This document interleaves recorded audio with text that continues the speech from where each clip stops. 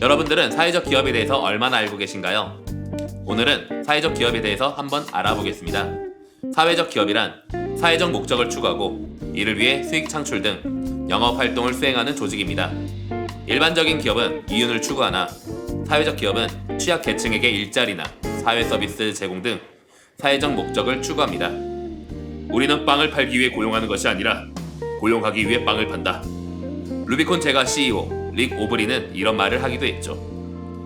일반적인 영리 기업은 말 그대로 부의 극대화를 추구하는 것에 비해 사회적 기업은 반쯤은 영리를 추구하고 반쯤은 사회적인 목적을 추구하는 기업이라고 볼 수 있습니다. 온전히 사회적 목적만 추구한다면 사회적 기업보다는 비영리법인 단체에 가깝죠. 한국의 경우 사회적 기업은 일자리 사업에 그 뿌리가 있습니다. 통상적으로 사회적 기업의 가장 초기 형태를 자활 사업으로 보는 학자들이 많으며 이에 따라 취약계층을 고용하거나 취약계층에게 서비스를 제공하는 형태가 가장 많이 알려져 있습니다. 사회적 기업 육성법에는 그 목적에 따라 사회적 기업을 분류하고 있는데요. 크게 아래 5가지로 나누어 볼 수가 있습니다. 첫째, 일자리 제공형. 조직의 주된 목적이 취약계층에게 일자리를 제공하는 것. 취약계층 고용 비율이 50% 이상인 경우에 해당합니다. 둘째, 사회 서비스 제공형. 조직의 주된 목적이 취약계층에게 사회 서비스를 제공하는 것입니다. 사회 서비스란 개인 또는 사회 전체의 복지 증진, 삶의 질을 높이기 위해 사회적으로 제공되는 서비스입니다. 사회 서비스를 제공받는 취약계층 비율이 50% 이상인 경우에 해당합니다. 셋째, 지역사회 공헌형. 조직의 주된 목적이 지역사회에 공헌하는 것입니다. 지역의 인물, 물적 자원을 활용, 지역 주민의 일자리를 늘려 전체 근로자 중 취약계층의 고용 비율이나 취약계층의 서비스 제공 비율이 20% 이상인 경우, 혹은 기존의 마을 기업이나 농어촌 공동체 회사 등에서 전환 가능, 지역사회의 문제점이나 현안을 명확하게 인지, 해결 방법을 제시하여 단순 고용이나 서비스 제공이 아닌 지역사회에 실질적으로 긍정적인 영향을 미칠 수 있도록 해야 합니다. 넷째, 혼합형. 조직의 주된 목적이 취약계층의 일자리 제공과 사회 서비스 제공이 혼합된 형태를 말합니다. 취약계층 고용 비율이 30% 이상이고 사회 서비스를 제공받는 취약계층 비율이 30% 이상인 경우에 해당합니다.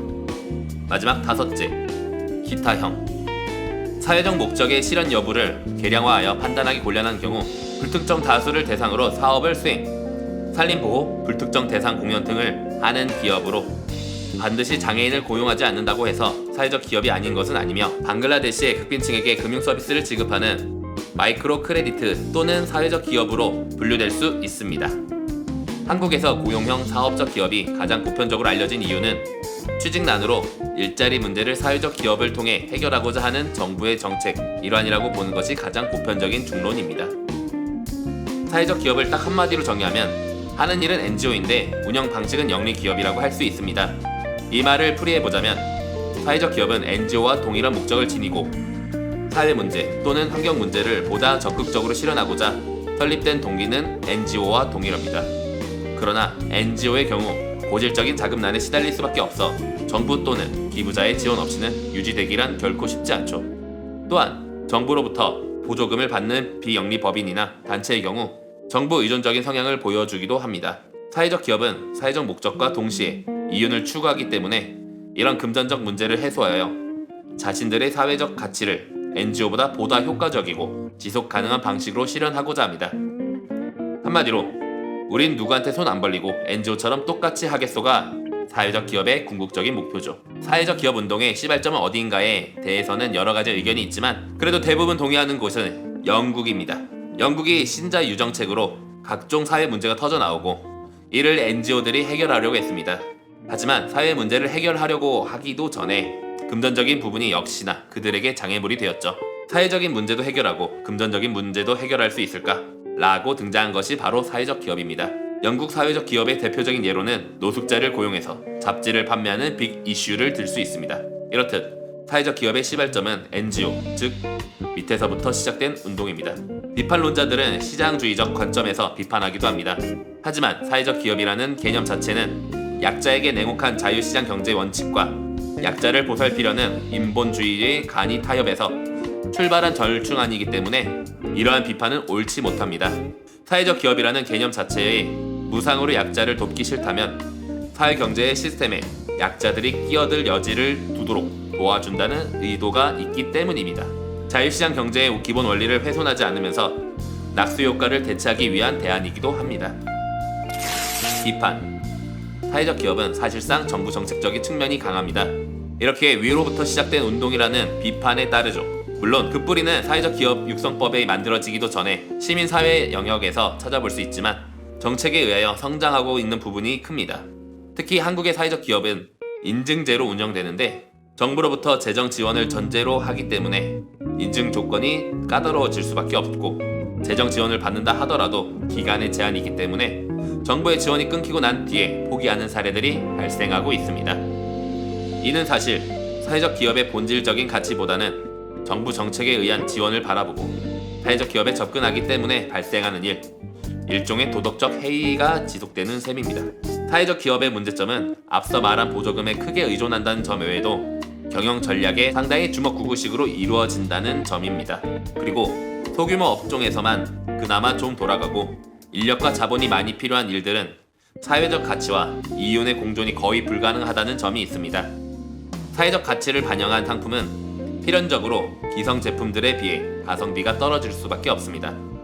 그러다 보니 일반적으로 소비자에게는 거의 어필하지 못하고 소수의 소비자들이 비싸게 사주는 것에 의존하거나 정부나 대기업의 거의 유일한 고객이 되어 종이, 화장지 등의 필수용품을 사주는 비정상적인 시장을 형성하곤 합니다. 이렇게 고객의 풀이 매우 좁은 불안정한 시장에 기반을 두기 때문에 조금만 상황이 변동해도 사업의 지속성이 매우 떨어지고 결국 오래가지 못하고 폐업하는 기업들이 대부분입니다. 물론 정말 잘 정착한 사회적 기업들도 없지는 않겠지만 이런 경우 대부분 IT 계열의 기업들로 제품의 추가적 생산 비용이 매우 낮아서 사회적 가치를 실현한다 하더라도 비용상의 제약이 거의 없는 경우들이죠. 하지만 위의 그러한 문제점은 사회적 기업을 단순히 정부 보조금을 받아내기려만 하려는 기업주들의 몰이해를 바탕으로 시작됨을 알 수가 있으며 현재 사회적 기업 인증제도는 고용노동부의 인증심사를 받는 것도 사항도 점점 까다로워지고 있으며 인증을 통과한다 하더라도 매년 2번씩 준비하는 연례사업 보고서 제출 등 이러한 문제점을 지속적으로 개선해 나가고 있습니다. 항상 모든 일에는 그것을 이용하는 일정의 악의 축이 있는 것입니다. 그렇다면 대기업은 보조금을 악용하는 사례가 없을까요? 더욱 심히 경제적 범죄를 하는 경우도 빈번하다고 보아야 합니다. 또한 인정을 하던 긍정적인 생각을 하던 간에 R&D 보조금을 통해 정부의 기술과 과학산업이 산업적으로 경쟁력을 가지게 해서 일정 부분을 기여하는 것처럼 사회적 기업 가치 실현으로 무장한 기업군들의 형성을 지원하는 사회적 기업은 결과적으로 실패 유무를 떠나 의미를 가진 정책일 수밖에 없습니다. 여러분들의 구독과 좋아요는 저에게 큰 힘이 된답니다. 작은 편견들이 사라진다면 점차 편견 없는 행복한 세상이 되리라 믿고 있는 버터플라이 임팩트였습니다. 감사합니다.